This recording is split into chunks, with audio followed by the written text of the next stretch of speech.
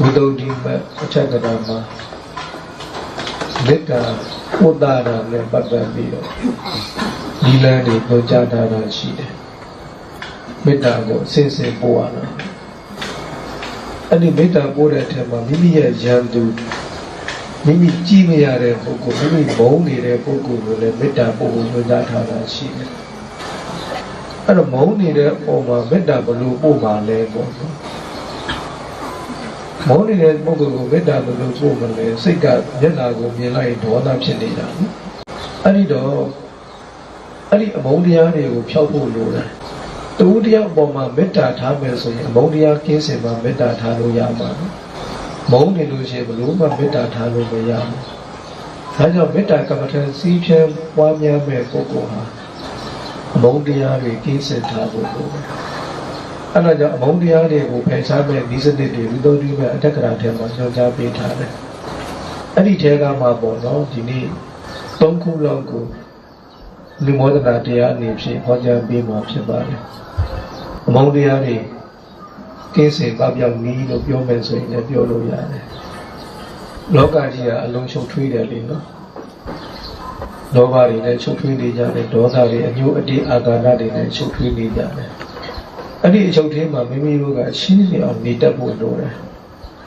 Gula ate him at one show, Gula and a long child like me. No, this is the Abia. See a Dokari Yawara, go see a GCC in Yawara. And I say, see a Musuraga, a Piana Lara, home. Kukuranga Lakatalo shit there, Rosa. Go see a Musuraga, or to not know the go see a Chennai. Young go next time, don't come be measured. Cannot go when next time, say go next time, go and say go, don't come be go and say go, say out of the young home, go in. Go yet, can you check, go at the water, go yet, a doing that inside there. Not to me, 6 years in your home, so don't have your home. I don't any amount the area. Don't die, no idea I got nothing over Jawia, but I'm not needed to cool out. And now, but the dialogue corner. A son but change Tandarago, Sitchin Diva. No, a son but change Tandarago, Sitchin Bido option, daughter will sound like among the other will sound like Since that G Jabon, no, Uzingo. Hawabong, Manamoa, love ya. No, Chippy Cabby lay Sudaro. Since I know Mayana or Yava. A son but change Tandarago, Yora. Lu Bawari, Nabawari, Quibawari. The Teresa Bawari, Nayabawari, wait up what to say the Yabawari, but long about the Maturi. Check at me. Young Sadema Biorani. What do you go on the Woma, Kumba, wooden the machine? Kobo Mane, Kumba, the wooden diesel machine. Jirama, Kumba, the wooden the machine. How long been Chinese? No, but they would Lumatibu and the lower machine. But the Bawaria, baby, baby, I look and then by Chalo, Jalo, Bayana, or Yabano, Ajia. A Kumanibu, Kumatibu and the machine, Kumapsibu and the machine. Bitaman in a Yoman, those at the Bochide, those at the Boma, Kumapsibu and Boma, Tokawa, and Nabo machine. Chamabi. A few later, I don't know about Bojaro, and I can see my life up with China. What produces a page at under a general Kaima, I did not know about Nabu or Yabuna de China. China, a pen label, no Lubo, no Nabo, no China, Jamaria, couldn't she put it? No, you don't know about Nabu and Loy, China, the Arnold Chipuja, Kumati would have Yedia machine, but they would have changed the machine. Kilos in Senzajibo. But to would have book machine soon you. A maid dog a Bujabe, a pay dog a Bujabe, you go Monomari dog a Bujabe, not a mini dog a Bujama. Alova Swiguriji. Moha Rene. Always a low corner, Moha Diari, Pompe Tare, Pechanta. Jiboaronga to Hanga, Pivalangaya, Vivalangaya, who were higher, Babe. Not that when I'm here, so I will be a job. တကယ်တော့တလောကလုံးအားလုံးဟာဆွေမျိုးရေးကြီးပဲဆွေမျိုးဆက်ပဲဆိုရင်လေဘဝတွေခြားသွားလို့လားမောဟတွေဖုံးသွားလို့လားမသိကြတော့တာပဲနော်အဲကြောင့်ဒေါသဖြောက်တဲ့ဒီစနစ်ကအနမတကိယဆိုတာအစမထေသန္တရာကိုတွေးကြည့်လိုက်တဲ့ကိုကဥပမာနော်ဥဖြူကိုကိုကမကျင်တတ်ဘူးသူ့ကိုမေတ္တာပို့ချင်တာလေပို့လို့ဘလို့မမရဘူးသူမျက်နှာကြီးကိုမြင်လာရင်ဒေါသကြီးကိုဖြစ်လာတာမေတ္တာဘလို့မပို့မရဘူးနော်ဥဖြူကိုကျမ်းမာပါစေချမ်းသာပါစေလို့မေတ္တာပို့ချင်တာပို့မရဘူးသူအတန်ကိုကြားရင်ဒေါသဖြစ်တယ်သူမျက်နှာကိုမြင်ဒေါသဖြစ်တယ်အဲ့တော့ဘလို့ဖြောက်မလဲဆိုတော့ဒီပိဿုပ္ပံအခိုက်အတန့်မှာဒီဥဖြူကိုငါကမကျေနပ်နေဖြစ်နေတယ်တန်တရာမှာဘဝတစ်ခုမှာဥဖြူဒီငါရဲ့အဖေများဖြစ်နေပဲအဖေဖြစ်လို့မှာပဲတန်တရာနဲ့တွေ့လိုက်တာအချိန်တုန်းကဥဖြူကငါရဲ့အဖေဖြစ်နေတယ်ဖြစ်နေပါပဲလို့ကိုယ့်ရဲ့အဖေတော်ခဲ့ဘူးလေဆိုရင်ငါ့အပေါ်မှာကျေးဇူးရှိခဲ့မှာပဲလူလားမြောက်အောင်လို့ငါ့ကိုတော့ကျွေးမွေးဆောက်ရှောက်ခဲ့တဲ့ကျေးဇူးတွေရှိပါပဲတန်တရာနဲ့ရှိပြီးကြည့်လိုက်တဲ့အခါမှာကျေးဇူးတရားတွေမြင်လာတယ်အဲ့လိုပဲမြို့သမီးတို့ကိုမချင်မနဲ့ဖြစ်ပြီဆိုရင်ဒီမြို့သမီးတွေရင်ဘဝတော့ငါရဲ့အမေဖြစ်ခဲ့ပါပဲအဲ့တော့ငါရဲ့အမေဖြစ်စဉ်လုံးကဆိုရင်ငါ့ကိုကိုလာလဲဆိုတော့ဝိုင်းထဲမှာတွေ့ပြီးတော့ဆောက်ရှောက်ပေးခဲ့ပါပဲလူလားမြောက်အောင်ဖို့ကိုလို့ချိုတိုက်ကျွေးမွေးယူပေးခဲ့မှာပဲဆိုတဲ့အဲ့ဒီကျေးဇူးတရားတွေကိုပြန်မြင်လိုက်တဲ့အချိန်မှာဥဖြူပေါ်မှာအမောတရားတွေအလိုလိုခွာကြသွားတယ်ပယ်ကြောက်သွားမမုန်းချင်တော့ဘူးတန်တရာမှာကိုယ့်ရဲ့အမေတော်ခဲ့မယ်ကိုယ့်ရဲ့အဖေတော်ခဲ့တယ်ဆိုတာလေးကိုကျေးဇူးတရားတွေကိုစဉ်းစားလိုက်တာဟိုအမေတော်ရုံနဲ့မကဘူးတော့အဲ့ဒီအမေတော်ခဲ့တဲ့ဘဝမှာကျေးဇူးတရားတွေအဖေတော်ခဲ့တဲ့ဘဝမှာကျေးဇူးတရားတွေကိုပါဆင်ခြင်ပေးရမှာဖြစ်တယ်အဲ့လိုအမိဘရဲ့ကျေးဇူးတရားတွေကိုဆင်ခြင်ပေးလိုက်တဲ့အချိန်မှာ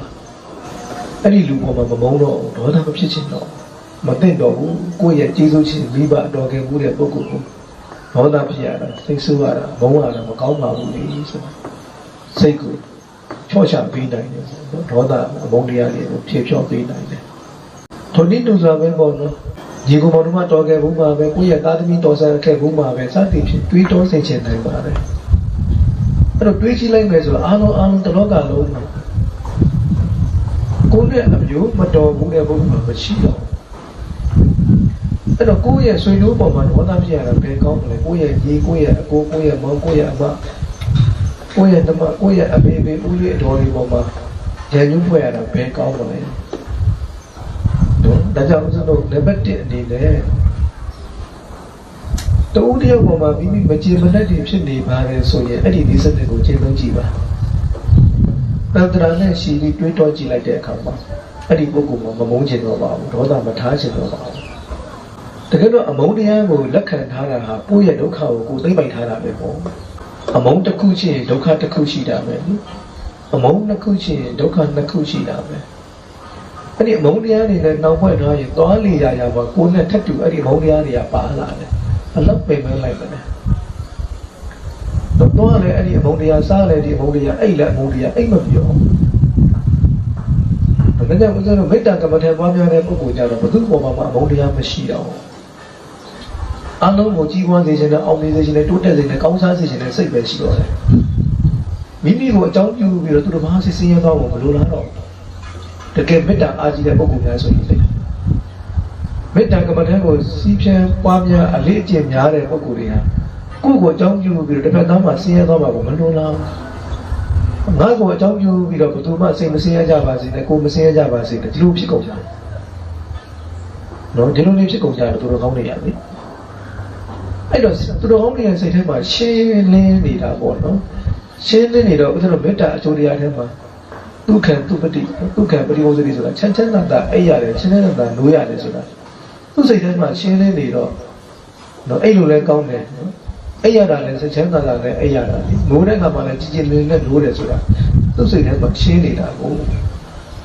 အကျိုးအတေးအာဃာတအမှုတရားတွေရှိတဲ့ပုဂ္ဂိုလ်ကအဲ့လဲအဲ့မပြောစားလဲစားဖို့ပဲတော့နိုးလာရင်လည်းလည်းစမ်းမရှိဘူးဆိုတော့အမုန်းတရားတွေရှင်းမပိုက်ထားတာလေ အဲ့တော့ဦးဇင်းတို့တရားတော်ဘာတွေစဉ်းစားကြည့်ပေါ့တူတယောက်ကိုအကြောင်းပြုပြီးတော့ကိုယ်တိုင်တည်းမှာချိန်နဲ့အမြတ်ဘာလို့ပဲနေရာသွားတာအဲ့ဒီမုံတရားတွေကိုတည်ဆောင်သွားမယ်ဆိုရင်စိတ်ဆင်းရဲမှုကြုံရမယ်ဆိုရင်တန်ရလာကိုယ့်ကိုစဉ်းစားကြမှာဖြစ်တယ်အဲ့တော့သူများကြောင့်ကိုယ်တန်တဲ့ထဲမှာဘယ်တော့မှစိတ်ဆင်းရဲမှုဖြစ်စီရအောင်ဒါကြောင့်ဦးဇင်းစောစောကပြောခဲ့ပါတယ်စိတ်ဆင်းရဲမှုတောကတွေဆိုတာသူများပေးတာမဟုတ်ဘူးကိုယ်ကယူလိုက်တာကိုယ်ကလက်ခံလိုက်တာကိုယ်လက်ခံလိုက်တော့ကိုယ်ကယူလိုက်တော့ကိုယ်စီကိုစိတ်ဆင်းရဲမှုဆိုတာရောက်လာတာနော်ဒီကောင်းပြီအဲ့ဒါကြောင့်ဝိသုဒ္ဓိမအထက်ကရာထဲမှာနံပါတ်1အနေနဲ့တန်တရာနဲ့ရှိပြီးတော့ကိုယ့်ရဲ့အမေအဖေတော်ဆက်ခဲ့ပုံလေးကိုယ့်ရဲ့ညီကိုမောင်နှမတော်ဆက်ခဲ့ပုံလေးစဉ်းစားပြီးတော့ဒီလိုဆွေမျိုးတော်ခဲ့မှုတဲ့ပုဂ္ဂိုလ်တွေပေါ်မှာဒေါသဖြစ်နေလို့ဘာထူးမှလဲမတည့်လျော်ပါဘူးလို့တွေးပြီးပါတချို့ကအလွန်အာဃာတကြီးတယ်ဒီလိုတွေးရုံနဲ့မပြောက်တဲ့ပုဂ္ဂိုလ်တွေရှိတယ်ဒီတော့လည်းဝိသုဒ္ဓိမအထက်ကရာဆရာကတူတင်ညွှန်ကြားပေးတာရှိတယ်အဲ့ဒီလိုတွေးလို့မှဘလို့မှအမုန်းကမပြောက်နိုင်ဘူးဒေါသမပြောက်နိုင်ဘူးတဲ့အဲ့လိုဆိုလို့ရှိရင်ဓာတုဝိနိဘောကဓာတ်ကောတရားတွေကိုသိချင်းပြီးတဲ့ဒါကတော့ကမ္မထာလေးနဲ့လည်းဆက်သွားတယ်ဓာတ်ကောတရားတွေကိုသိချင်းပြီးစောစောကပြောပါတယ်ဥပြုကိုကကြည့်လို့ရအောင်စိတ်ဆိုးနေတယ်ဆိုရင်စဉ်းစားဒီဥပြုရဲ့ခန္ဓာကိုယ်မှာ32ခုဌာနလို့ခေါ်တဲ့အစုအပုံ32ခုရှိတယ်စပင်းအမွေးနော်ခြေသက်လက်သက်သွားအရေးစသည်ပေါ့နော်ဥသိမ်ဥမတွေအယိုးတွေသွေးတွေနော်အသားတွေအဆုပ်တွေနှလုံးတွေသူ့ရဲ့ခန္ဓာကိုယ်မှာလေ32ပုံရှိတယ်ကစားစီပုံလိုက်နော်ခေပမာလဲဥပြုဆိုတာပမာလဲငါဘသူ့ကိုစိတ်ဆိုးမှလဲသပင်ကိုစိတ်ဆိုးမှလားနော်သူ့ရဲ့အရေးပြားတွေကိုစိတ်ဆိုးမှလားသူ့ရဲ့အသားကိုစိတ်ဆိုးမှလားသူ့ရဲ့အယိုးကိုစိတ်ဆိုးမှလားကစားစီခွဲလိုက်ရင်ဥပြုဆိုတာမရှိဘူးလေနော်အားလုံးစုပုံထားတဲ့ခါကျမှသာဒီ32ခုကစုပေါင်းသွားတဲ့ခါမှာဥပြုဆိုပြီးတော့ဥစဉ်လို့ရဲ့နော်တွေးထဲမှာပေါ်နေတာလေတကယ်ဉာဏ်နဲ့စိနဲ့ကြည့်လိုက်တဲ့အခါကျတော့ဥပြုဆိုတာဘာကိုပြောတာလဲသပင်ကိုဥပြုကိုခေါ်တာလားသူ့ရဲ့အရေးပြားတွေကိုခေါ်တာလားအမွှေးတွေကိုခေါ်တာလားအသားတွေကိုခေါ်တာလားအသွေးတွေကိုခေါ်တာလားအယိုးတွေကိုခေါ်တာလားရိုးရင်းချီစီတွေကိုခေါ်တာလားအကြောတွေကိုခေါ်တာလားမဟုတ်ဘူးအဲ့ဒါတွေစုပေါင်းနေတဲ့အခါကျတော့ဥပြုဆိုတာဖြစ်လာတယ်တစားစီခွဲလိုက်ရင်ဥပြုဆိုတာမရှိတော့ဘူးအဲ့တော့ဦးဇင်းတို့မော်တော်ကားဆိုတာပဲကြည့်လေ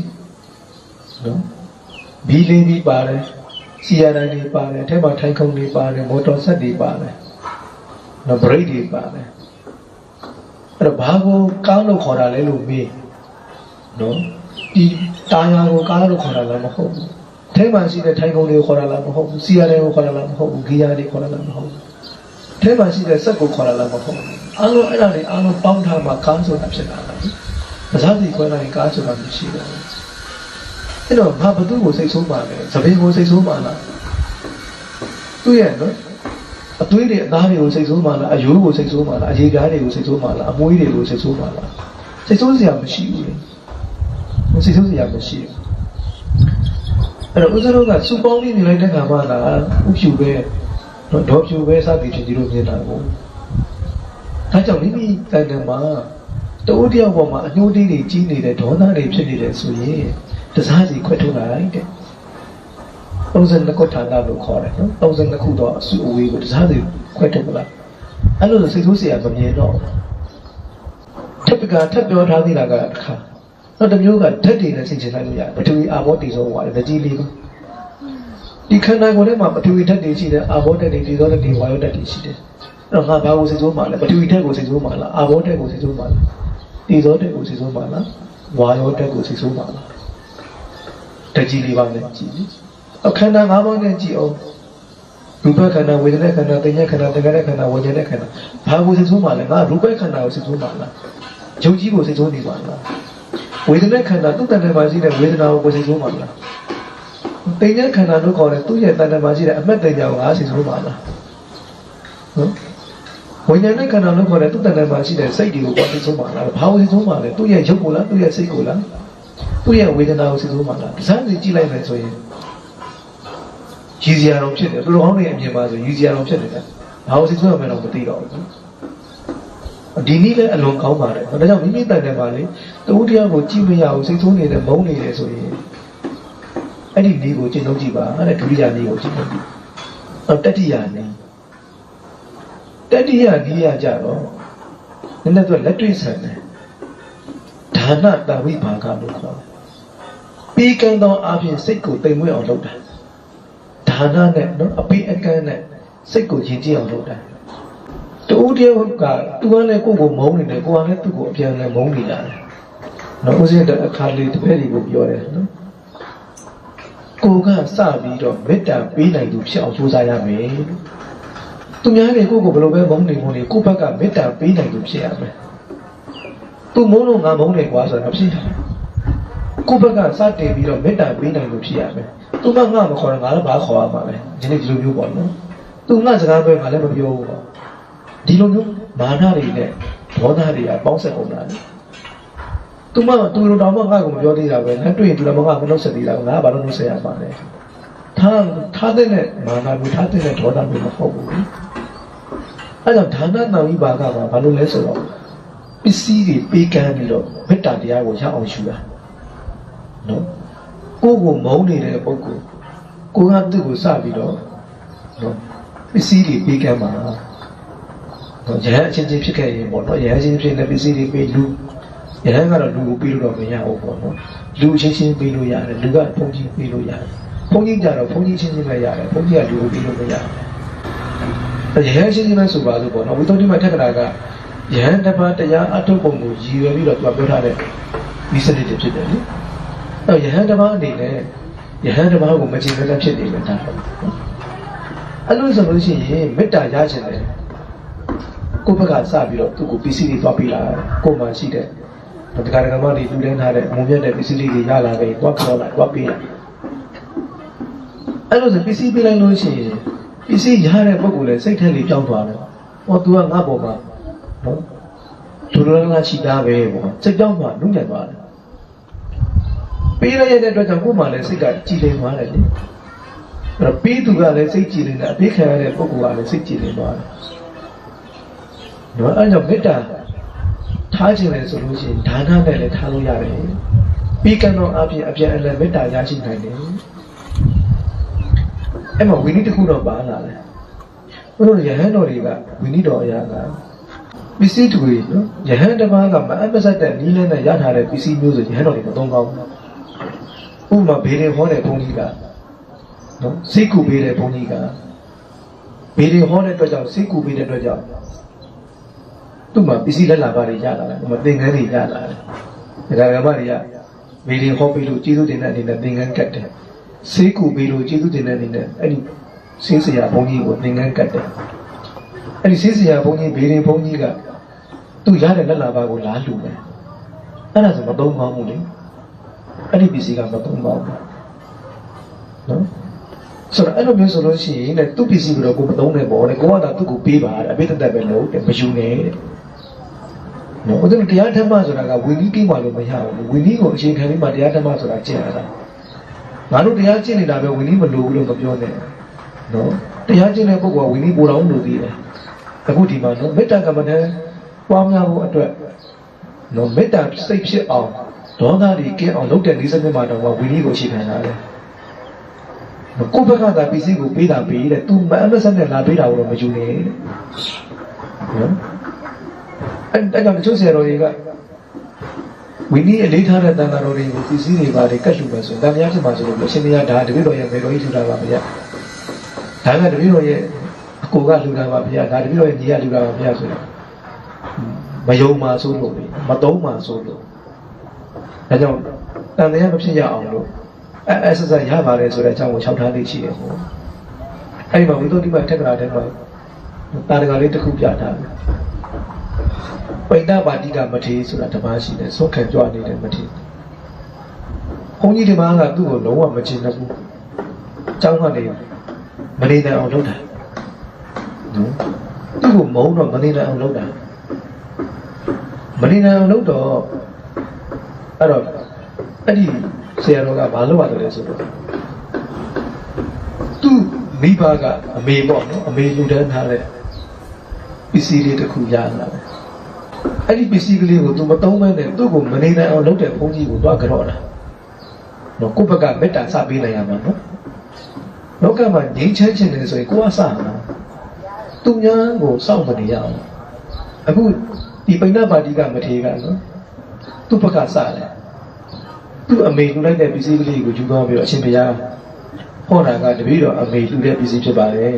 ချစ်တဲ့တန်ဖိုးရှိပါတယ်နော်တန်ဖိုးလေးပါတစ်ခါထည့်ချောက်တယ်သူတို့ခက်ကတန်ဖိုးကြီးတယ်ပေါ့နော်ဒါကချစ်တဲ့တန်ပစ္စည်းလေးတစ်ခုဖြစ်ပါတယ်တပည့်တော်အမေကိုယ်တိုင်ထူတာပါဗျာအဆက်ပါတယ်တဲ့အရှင်ဘုရားတပည့်တော်ရဲ့မေတော်ကြီးကုသိုလ်ကောင်းမှုတိုးပွားစေဖို့အတွက်ဒီပစ္စည်းလေးကိုအလူခံပေးပါဗျာဘောလည်း၆တက်တယ်အဲ့တော့ဘုန်းကြီးကလက်ခံလိုက်ပြီးဒီကမှာဒေါသတွေပြေးသွားတယ်အပြေတွေပြောင်းသွားတာပေါ့နော်ပထမတော့အပြေမကြည်မလင်ဖြစ်နေတာအဲ့ဒီပစ္စည်းလေးရလိုက်တဲ့အချိန်မှာအပြေကပြောင်းသွားတယ်ဒါကြောင့်စာထဲမှာမပြောသလဲဆိုတော့အထန္တဓမ္မနံထံလေပြီးကန်းခြင်းဟာမယင်ကြီးသူကိုဆုံးမနိုင်တယ်ပြီးကန်းပြီးတော့ဆုံးမလို့ရတယ်မယင်ကြီးသူရိုင်းဆိုင်သူတွေကိုပြီးကန်းတော့အပြင်ဆုံးမနိုင်တယ်အထန္တဓမ္မနံထံလေဒါနဲ့သဗ္ဗထတာတကယ်ပြီးကန်းခြင်းဟာအရာရာကိုပြီးစေတယ်လောကမှာကိစ္စတော်တော်များဟာပြီးကန်းခြင်းနဲ့အောင်မြင်တာများတယ်နော်ပြီးကန်းလိုက်လို့ရှိရင်စိတ်ထားတွေကနူးညံ့ကုန်တယ်ပျော့ပြောင်းကုန်တယ်ကိုယ့်ရဲ့အကျိုးစီးပွားကိုယူလာတဲ့စိတ်တွေပေါ်ပေါက်လာကြတယ်ကိုယ့်ကိုကူညီပေးခြင်းတဲ့စိတ်တွေပေါ်လာကြတယ်နော်အတ္တန္တဓမ္မနံတာမယင်ကြီးသူကိုယင်ကြီးအောင်ဆုံးပါနိုင်တယ်ကိစ္စအားလုံးကိုပြီးမြောက်စေနိုင်တယ်ဒါနေနပိယဝါစာယဩနမန္တိနမန္တိစဆိုတာစိတ်ကိုပြောင်းလဲစေတဲ့အရာနှစ်ခုရှိတယ်ဒါနေနပြီးကန်းစွန့်ကြသောအပြင်စိတ်ကိုပြောင်းလဲနိုင်တယ်ပိယဝါစာယချိုးသားနုညံ့တဲ့စကားတွေကိုပြောသောအပြင်လည်းစိတ်ကိုပြောင်းလဲနိုင်တယ်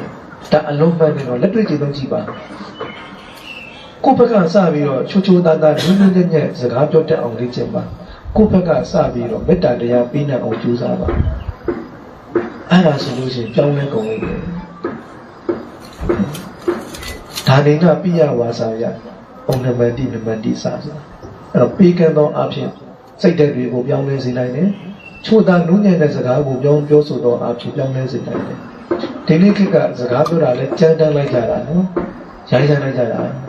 အဲ့တော့ဘယ်လိုလို့မေတ္တာတရားတွေရရှိကြမှာတော့ကိုယ့်ဘက်ကလည်းမေတ္တာစမထားတယ်သူများဘက်ကလည်းမေတ္တာမထားနိုင်ဘူးဘလို့မှလောကကြီးကငြိမ်းချမ်းမှာမဟုတ်မေတ္တာတရားမရှိရင်မငြိမ်းချမ်းဘူးကမ္ဘာသားတွေငြိမ်းချမ်းတဲ့ဆိုရင်မေတ္တာတရားတိဆောက်ကြရမှာဖြစ်တယ်ကိုယ့်ရဲ့မိသားစုအတိုင်းအဝိုင်းငြိမ်းချမ်းခြင်းနဲ့မေတ္တာတရားတွေတိဆောက်ရမယ်ကိုယ့်ရဲ့ရက်ရွာအေးချမ်းခြင်းနဲ့ငြိမ်းချမ်းခြင်းနဲ့မေတ္တာတရားတွေတိဆောက်ကြရမှာဖြစ်တယ်ဘယ်လိုတိဆောက်ပါလဲဒါနေကပိယဝါစာယဒီနှစ်ချက်ကလေးကိုပဲလိုက်နာကြည့်လိုက်ဒါနေကအပြည့်အလံပေးကမ်းကြပိယဝါစာယအပြည့်အလံနုညံ့တဲ့စကားတွေပြောဆိုကြတယ်မှာ